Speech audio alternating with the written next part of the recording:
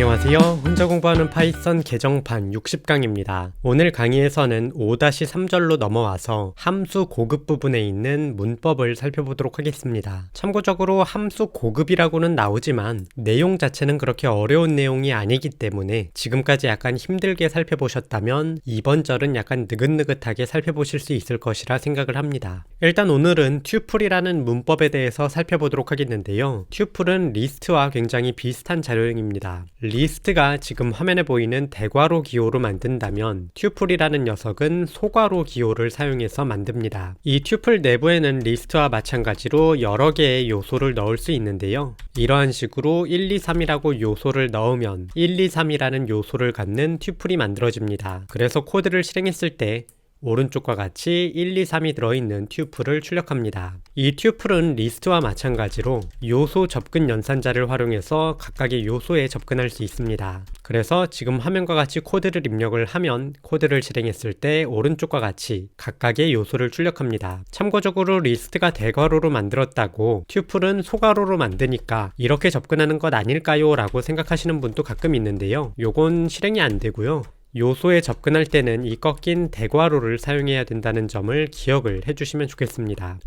참고적으로 요소를 하나 갖는 튜플도 만들 수 있는데요. 요소를 하나 갖는 튜플을 만들고 싶다면 지금 화면과 같이 괄호 안에 1을 입력해서는 안 됩니다. 이러한 형태로 코드를 입력을 하면 그냥 괄호로 감싸진 숫자로 인식을 해서 오른쪽과 같이 숫자를 출력합니다. 자료형까지 출력해보면 조금 더 확실할 텐데 이렇게 입력하면 인테저라는 것을 출력하는 것을 볼 수 있습니다. 요소를 하나 갖는 튜플을 만들고 싶다면 뒤에다가 쉼표를 찍어야 된다는 것을 꼭 기억해 주시면 좋겠습니다. 그래서 이렇게 입력하고 코드를 실행하면 요소를 하나 갖는 튜플이 만들어지는 것을 볼 수 있습니다. 추가적으로 이 튜플이라는 녀석은 자신이 튜플로 인식될 수 있을 것 같은 상황에는 괄호를 사용하지 않아도 됩니다. 그래서 지금 화면과 같이 A에 1, 2, 3 그리고 B에다가 1을 넣게 되면 자동으로 튜플이 들어갑니다. 그래서 코드를 실행했을 때 오른쪽과 같이 A와 B에 튜플이 들어간 모습을 볼 수 있습니다. 그럼 이제 이 튜플이라는 녀석과 리스트의 차이에 대해서 살펴보도록 하겠는데요. 우리가 리스트 같은 경우는 값을 입력을 하고 내부에 있는 특정한 위치의 값을 변경할 수 있었습니다. 그래서 지금 화면과 같이 입력을 하게 되면 1번째에 있는 요소인 2를 5로 변경해서 출력할 것입니다. 따라서 코드를 실행했을 때 지금 화면과 같이 출력하는 모습을 볼 수 있습니다.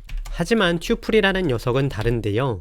튜플이라는 녀석은 한번 만들어지면 그 내부에 있는 값을 변경할 수가 없습니다. 그래서 지금 화면과 같이 1, 2, 3이라는 요소가 들어있는 튜플을 만들고 1번째 요소를 5로 변경한다라고 하면 코드를 실행했을 때 오른쪽과 같이 오류가 발생합니다. 지금까지 설명한 내용을 기반으로 이 튜플은 두 가지 특성을 갖는데요. 첫 번째는 외관이 간단하다라는 것입니다. 그리고 두 번째는 요소를 변경할 수 없다라는 것입니다. 이 두 가지 특징을 기반으로 튜플이 사용되는 상황이 결정이 되는데요. 일단 외관이 간단하다는 것을 기반으로 내용을 살펴보도록 하겠는데요. 파이썬에는 굉장히 특이한 문법으로 지금 화면과 같이 다중할당 구문이라는 문법이 있습니다. 왼쪽에다가 반복할 수 있는 것을 올리고 오른쪽에다가도 반복할 수 있는 것을 올리고 이 두 개를 이퀄로 연결하면 왼쪽에 입력한 반복할 수 있는 것에 각각의 요소에 오른쪽에 있는 반복할 수 있는 것에 요소가 들어갑니다. 따라서 이렇게 입력을 하고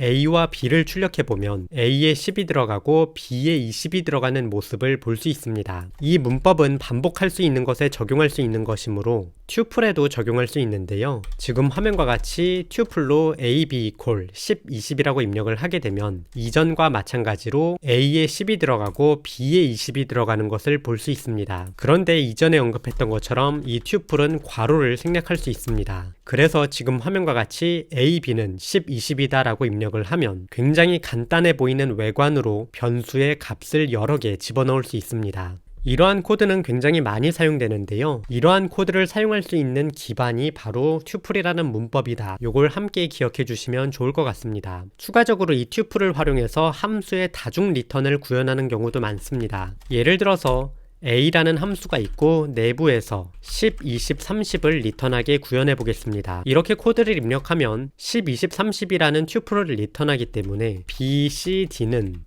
A를 호출한 것이다 라는 형태로 코드를 작성할 수 있을 것입니다. 이렇게 코드를 입력을 하면 코드가 실행이 되었을 때 BCD 위치에 10, 20, 30이 들어가게 코드가 호출되면서 코드를 실행했을 때 10, 20, 30을 출력할 것입니다. 여기서도 마찬가지로 튜플은 괄호를 제거할 수 있기 때문에 지금 화면과 같이 괄호를 제거해서 입력하면 굉장히 특이해 보이지만 편리하게 사용할 수 있는 코드가 만들어집니다. 사실 이러한 함수가 특이하게 보일 수는 있겠지만 우리가 이전에 사실 한번 살펴보았습니다. 예를 들어서 A라는 리스트에 바나나, 사과, 고구마, 감자라는 요소가 들어있다라고 해보겠습니다.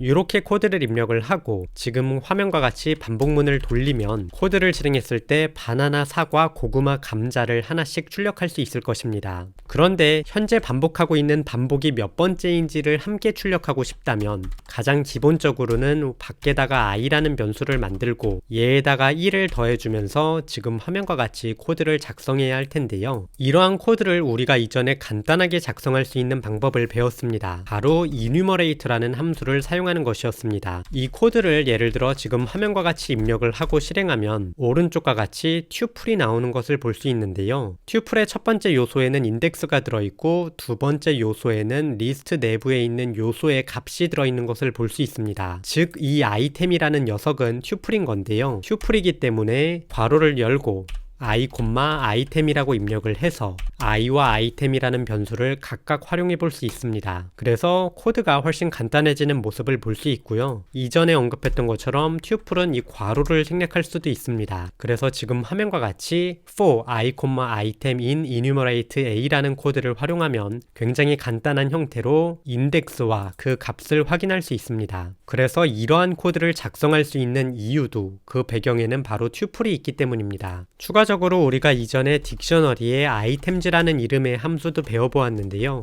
이름이 별이고 생일은 2019년 11월 14일이다 라는 형태로 코드를 입력을 하면 for 반복문을 사용해서 for key in b라고 했을 때 이 key라는 반복 변수에 key만 들어왔습니다. 그래서 코드를 실행했을 때 key에 이름과 생일이 들어와서 오른쪽과 같이 출력하는 것을 볼 수 있는데요. 값에 접근하기 위해서는 지금 화면과 같이 조금 번거롭게 다시 한번 b를 사용해서 key에 접근해야 했습니다. 이 코드를 간단하게 작성하고 싶으면 items라는 이름의 함수를 사용하면 된다라고 했는데요.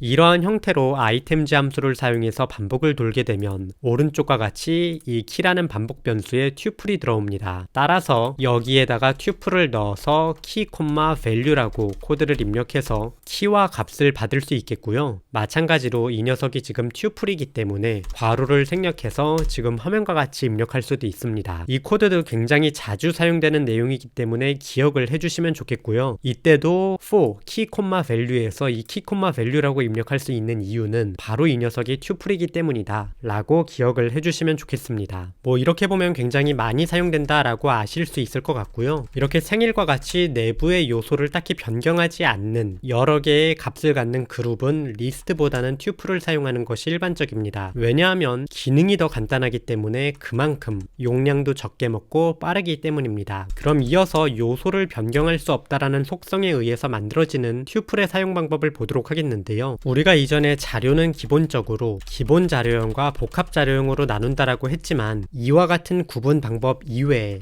이것과 전혀 관계없이 자료를 구분하는 또 다른 방법이 있습니다. 바로 뮤터블 자료와 이뮤터블 자료인데요. 사실 이 뮤터블 자료와 이뮤터블 자료라는 것은 조금 고급 개념이기 때문에 이해하는 것이 힘들 수 있는데요.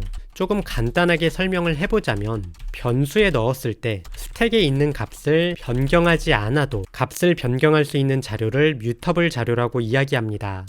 그리고 이뮤터블 자료라는 것은 변수에 넣었을 때 스택에 있는 값을 변경해야만 값을 변경할 수 있는 자료를 의미합니다.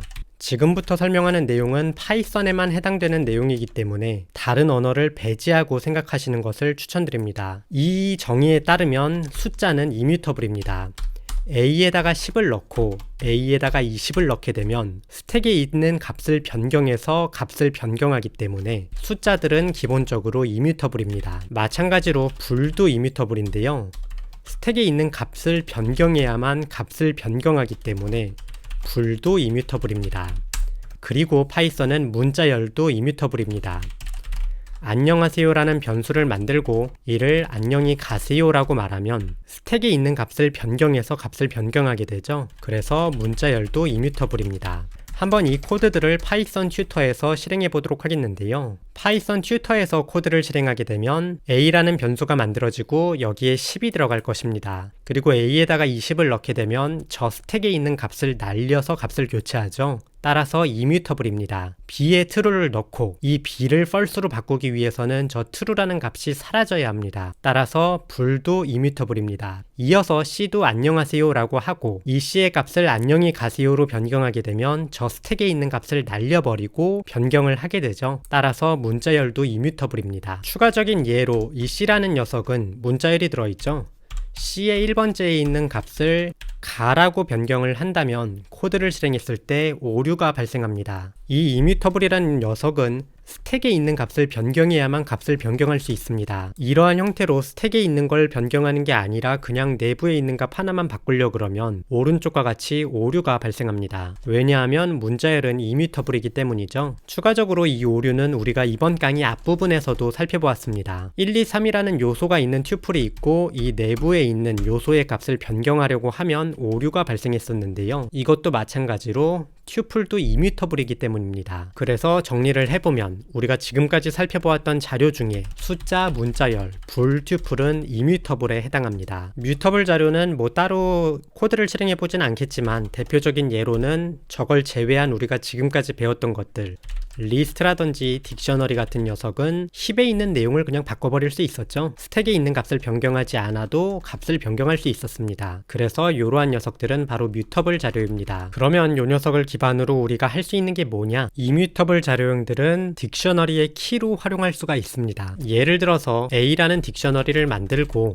이 녀석의 키로 만약에 리스트를 줘본다라고 한다. 이러면 이 코드는 실행이 되지 않습니다. 그래서 이런 코드는 오른쪽과 같이 오류가 발생하는데요. 튜플은 이뮤터블 자료입니다. 그래서 이뮤터블 자료는 딕셔너리의 키로 활용할 수 있기 때문에 딕셔너리를 생성하고 출력하는 코드를 작성했을 때 오른쪽과 같이 정상적으로 실행되는 모습을 볼 수 있습니다. 사실 이런 코드를 보여드리면 튜플을 딕셔너리의 키로 써서 뭐하냐 라고 고민하실 분도 있을 거라고 생각을 하는데요. 예를 들어서 캘린더 앱을 만든다면 2022년 1월 1일은 새해가 되겠고 뭐 2022년 12월 25일은 크리스마스가 되겠고 예를 들어서 뭐 추가적으로 2022년 12월 9일은 생일이다 라는 형태로 코드를 작성을 해서 특정한 날짜에 이름을 붙여줄 수 있을 것입니다. 뭐 굉장히 직관적인 예를 보여드렸는데요. 이렇게 튜플을 딕셔너리의 키로 활용해서 메모화에 활용할 수가 있습니다. 메모화의 일을 어떻게 활용하는지는 이후에 살펴보도록 하겠고요. 이런 코드가 많이 사용되기 때문에 꼭 이런 코드를 사용할 수 있다는 것을 기억을 해주시면 좋겠고 여기에다가 튜플을 적을 수 있는 이유는 튜플이 이뮤터블이기 때문이다 라고 기억을 해주시면 좋겠습니다. 뭐 사실 조금 더 정확하게 들어가게 된다면 이 딕셔너리의 키를 리스트로 썼을 때는 코드를 실행해보면 리스트는 unhashable이기 때문에 딕셔너리의 키로 쓸 수 없다는 오류가 뜨는데요. unhashable이라는 요 개념은 조금 많이 고급 개념이기 때문에 우리 강의에서는 따로 설명하지 않겠습니다. 그래도 기본적으로 이뮤터블이면 해셔블이고 해셔블이면 딕셔너리의 키로 사용할 수 있기 때문에 이뮤터블 자료는 딕셔너리의 키로 사용할 수 있다. 그래서 숫자, 문자열, 불, 튜플은 딕셔너리의 키로 사용할 수 있다 라고 기억해 주시면 되겠습니다. 그래서 오늘 강의는 여기까지 되겠고요.